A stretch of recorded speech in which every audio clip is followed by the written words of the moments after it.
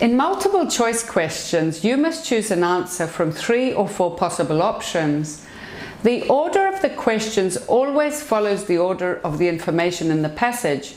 The way to approach these is to read the stem and underline the keywords in the stem and in all the options. Then go to the text and quickly skim for the synonyms to those keywords. Then look at the options. Now read the part of the text where you found the synonyms more carefully. Which of the options A, B, C or D says the same as the text? Can you prove your answer by matching each word in the option with the text? Does your answer fit grammatically? What is the difference in each of the options? And why are the others incorrect?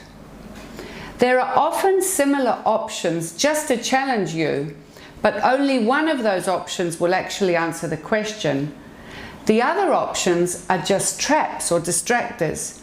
And as we mentioned earlier, reading and listening are full of traps. Here's a summary of how to approach multiple choice questions. Remember, when we first look at our passage, we skim it for the general meaning and underline any words that jump out at us. Then we read the question carefully and underline the keywords in the stem and in all of the 3 or 4 options. Then we go back to the passage and, keeping in mind the keywords we underlined, we must find the synonyms for those words. So after that we go to the options and choose an answer, and to be sure we have chosen the correct answer, we should think why the other options are not the correct ones. Let's look at an example together. First, I look at the title and then skim and underline keywords. You can see I've already underlined some keywords here which I thought were important. You can see in paragraph A, I underlined water, giver, taker of life, covers most of the planet, features large in the development of the human race, and also words like prediction and set to assume even greater significance. So there's some talk about the future there. In paragraph B, immediately I notice words like throughout history. Water's had a huge impact on our lives. An ambiguous relationship.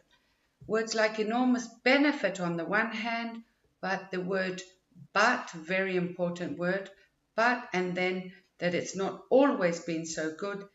Words like destructive and life-threatening.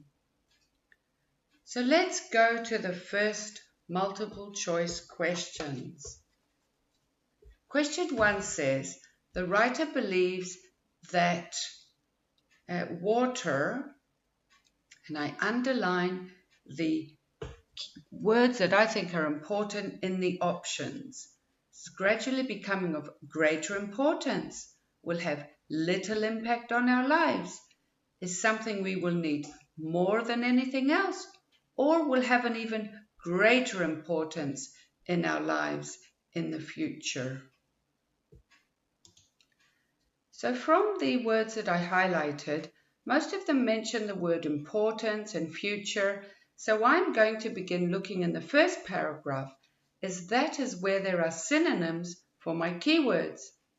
The first option says gradually, but there is nothing about gradually or a synonym for it in the passage. So that can't be the answer. Look at B. Will have little impact, but the text says the opposite.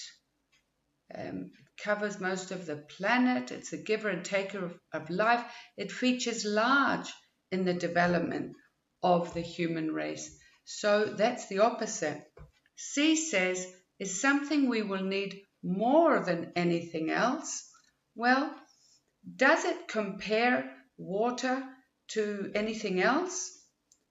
It does not, does it? So that's not the answer either.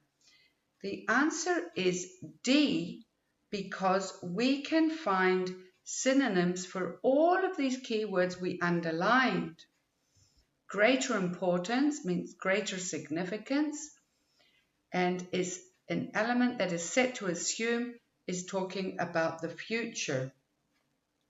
So you can see, I'm sure that's my answer, first of all because I find the same keywords, but also because I have proved that the other ones are incorrect. Now we'll look at the second multiple choice question. Look at number 2. Humans' relationship with water has been. So I underline, this is my stem. I underline the words humankind's relationship and the keywords in the options.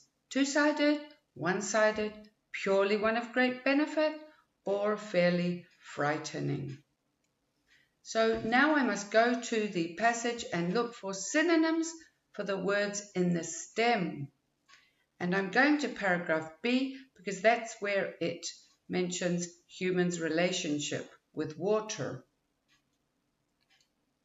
So look at 2A, two-sided. Let's see if I can find a synonym for that. Humankind has had a rather ambiguous relationship with water. Well, ambiguous means two-sided, but even if I don't know what this word means, the passage goes on to say, on the one hand, receiving enormous benefit from water, and then after the word but, it talks about how there's also been a negative relationship as well, a contrary relationship. It has also been, has a destructive and life-threatening side. So I choose A as this shows the two-sided relationship with water. And when I check the other options to be sure I'm correct, there's no other possible answer. B is incorrect because it contradicts the passage. The passage says a two-sided relationship. C is incorrect because it doesn't just mention one benefit. And D is also incorrect because the relationship with water wasn't always frightening. So I can be sure A is the correct answer.